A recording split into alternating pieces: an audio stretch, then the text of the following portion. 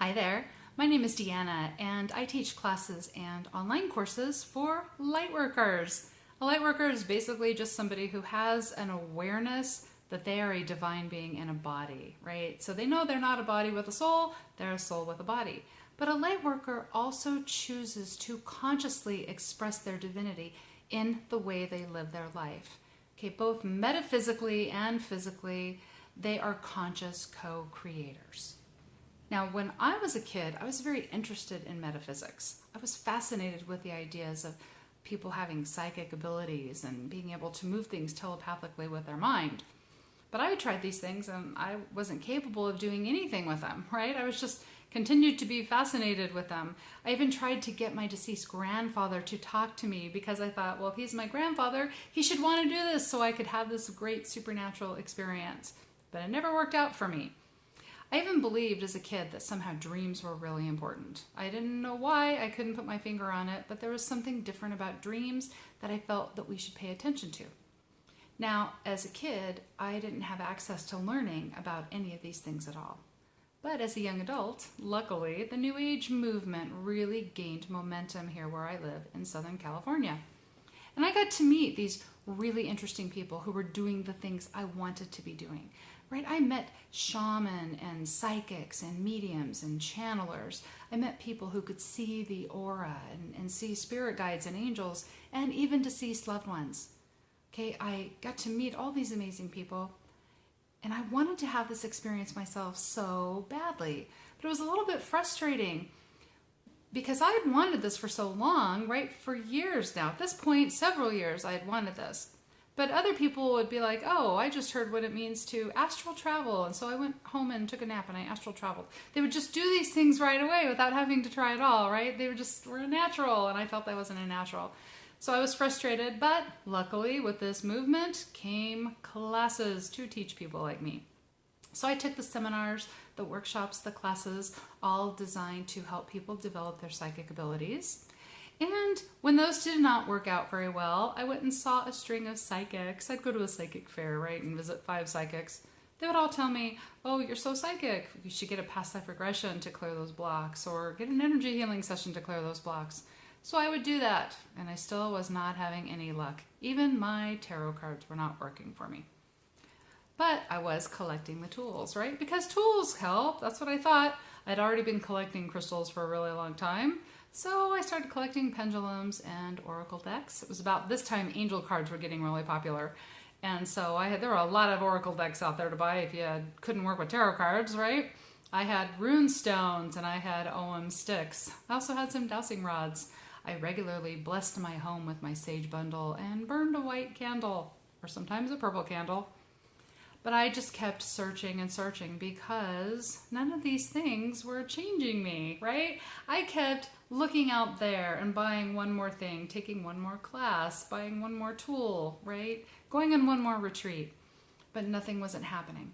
Nothing was happening. I had become a spiritual junkie, okay? That's what I was, a spiritual junkie. Recently, when my family moved, I found a box of certificates from different programs I had taken over the years, mostly between the years 1994 to like 2004.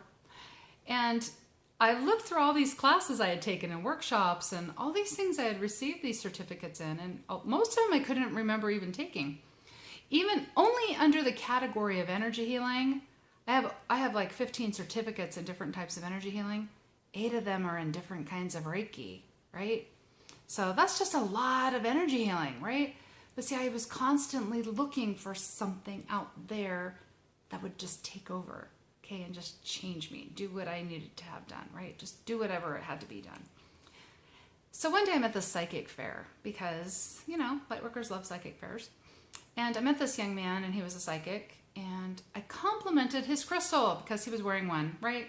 Because all Lightworkers and New Agers love to wear crystals. If you go to a psychic fair, you know what I'm talking about. So I complimented his crystal.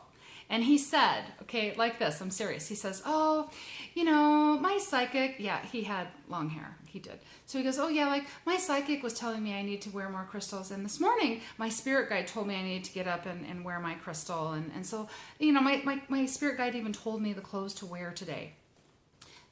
Well, that's not really the funny part of the story. The funny part of the story is what I thought after he said that. And I thought, why doesn't my spirit guide tell me what crystals to wear? Okay, why doesn't my spirit guide tell me what to wear? I have to pick out my clothes on my own, right? I have to do that on my own. Okay? Now, I will admit, this entire process of searching and learning all through the New Age, it was a lot of fun. I had like the most fun ever, really. These classes were fun. Meeting all of these interesting people were really fun. Gathering the tools of the trade was really fun. The process was fun, but ultimately, I would always end up feeling disappointed because none of these things outside of myself seemed to change me. Okay, nothing was changing me. I wanted someone else to tell me what to do. I wanted the spirit guide that told me what to wear. Okay, I wanted the angels to tell me the next thing that I should be doing. Okay, I didn't want to have to think of it on my own. I didn't want to have to make my own decisions.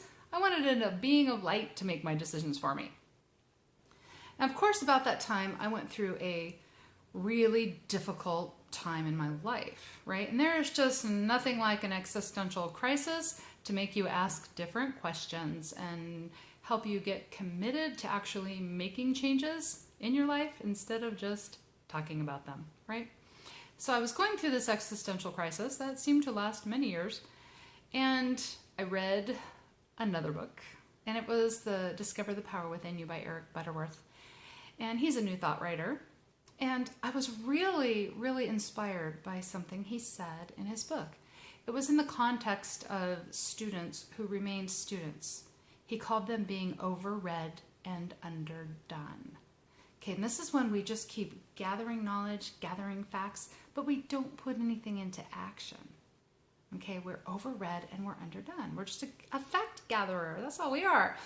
So, if you want to be an artist, you would go and you would buy paint and you'd buy canvas and paint brushes and probably some of that stuff that smells really bad but cleans up the paint you spill, right? You would buy all that stuff and then you'd start painting something, right? Well, you're not an artist if you just buy all that stuff and keep buying more stuff. That doesn't make you an artist. That makes you a collector, right? If you want to actually be an artist, you have to put the brush to the canvas. Okay, you got to start painting. Now, I realized that I had to learn to do this myself. Okay, not be an artist with paint and brush and canvas, but be an artist of my life. Right? I had to change my life by acting in it. Okay, metaphysically speaking, using that paintbrush. So I first had to learn the difference between a spiritual junkie and a light worker, because all of those years I thought that a light worker was just someone who went and took really fun classes and bought some crystals and went shopping with friends to buy more crystals and maybe a wand or two, go stand in the moon and do some chanting, and that's what I thought a light worker was. Okay, but a light worker is someone who actually puts the brush to the canvas. A light worker is someone who is consciously co-creating their life. And that had been the one thing I had not been doing. I was not being a conscious co-creator. I was waiting. I was waiting for something to happen. So this is what I figured out the differences between light workers and spiritual junkies, okay? Spiritual junkie, they're searching outside of themselves. They're waiting for their spirit guide to tell them what to wear, right? So they can have a good day. And if they don't have a good day, it's all their spirit guide's fault because they didn't get the right clothes to wear, right? That's giving your responsibility away to something outside of yourself. And we don't want to do that, right? Because then they have too much power over us. Light workers, they look within, right? Their angelic companion, that intuitive guidance, the knowledge of the higher self, all of that comes through us, right? It's not way out there someplace. It comes through us. The spiritual junkie wants guarantees. So they'll ask their psychic or their spirit guide, should I quit this job I hate and move to Sedona, Arizona?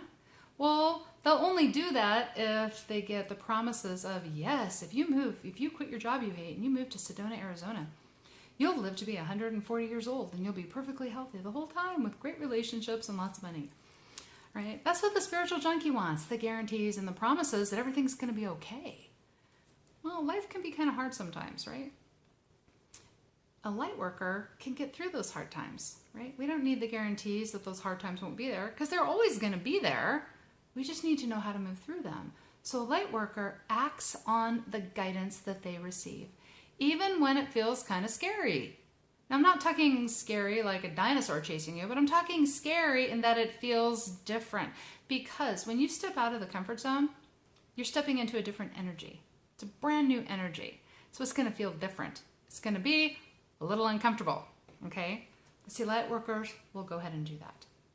Spiritual junkies invest in all the tools and classes and everything because they think that those things are what is going to change them, right? They are depending on those things to do all of the work, right? The crystal will make me more intuitive, right? I used to believe that, okay? Or just whatever. Light workers, they know that tools are fun. So you don't have to give up your tools of the trade, just to be a light worker and stop being a spiritual junkie. But there is a saying that a great magician can perform great magic alone and naked in the desert. Okay? So we don't need the tools. We just like them because they're fun and they help give us focus. Okay? So a light worker knows that tools, they're for focus. You're not putting all the responsibility for everything on them. They're just a helpful tool. The spiritual junkie sees their path as a pastime. So they don't want to put any effort or commitment into it, right? They'll go to more seminars and classes, they'll buy more books, they'll buy more tools, but they're not going to take action. They're not going to do anything that takes effort. Where the light worker sees their path as a way to express their divine nature, and they're not afraid of taking action. Okay, it's action that changes things. We have to take action if we want to be the brightest version of ourselves. To be the brightest version of ourselves, that takes effort and commitment. And see, everything worth having takes effort and commitment. Now, I like to use the example of my son when it comes to effort and commitment because he is a wonderful drummer. I mean, the boy is talented, okay? Young man, he's a young man. But he practices for hours and hours and hours every week. Okay, for many years now he's done this. Even when he got really good, he kept practicing and being more committed. Okay, now to become a great drummer, it took a lot of effort. But because something takes effort doesn't mean it's not fun. Okay, and people kind of confuse that sometimes. And a light worker realizes that effort is important, right? We can't have a great career without putting commitment and effort into it. What about people who think relationships shouldn't take any effort, right? If somebody thinks a relationship shouldn't take any effort at all, right? No effort, no commitment, well, they don't really have relationships either, do they? What about self-care? Self-care takes a great deal of effort and a great deal of commitment. You've seen this every single year. At the beginning of the year, people make resolutions to change their body and bring about more well-being. And in a couple of months, they break their promises to themselves. To have our own well-being, it takes effort and commitment. Okay? A spiritual junkie will lay around on the couch and wait for stuff to happen. Okay, the light worker takes action, right? They do something different to make their life look different, right? That's how you make changes. You do something different. So what happened to me was I was done being a spiritual junkie. Okay, I was done with waiting for things to happen for me, right? Through no effort, right? I was done. I was waiting for things to happen, but nothing was happening. I was also, more than anything, I was done being afraid to do what I really wanted to do. Okay, so I have this question for you. Are you still waiting for things to happen for you? Right? Are you waiting for change to just miraculously shift the circumstances of your life? Okay? Are you done holding back your light because you're afraid, right? Are you done with the waiting and the watching and the wondering? You know you already have the tools. You already have read the books, you've taken the classes, you have all the information, and you know you have what it takes, okay, to be more psychic, okay, to be more intuitive, to be more aware, okay, to carry as much light as possible while you're in a body. You know that you have what it takes to be someone who is guided by their own higher self, okay, their own soul. You know you have what it takes to be a light worker, to really walk the walk. So, right now, if nothing is happening, none of these things are happening and falling into place for you all on their own, but you are ready to step forth and be the powerful creator that you came here to be the brightest version of yourself, I want you to click on the link below, okay? Because I designed this program for myself because I was done waiting, all right? With commitment and with effort, this worked for me. And with commitment and with effort, I know you can make that happen and work for you too. You can make that change happen too. Now, right now, I'm running a limited time offer on a very special online program, and it's starting soon, okay? And I only offer it 2 times a year. So click on the link and check it out.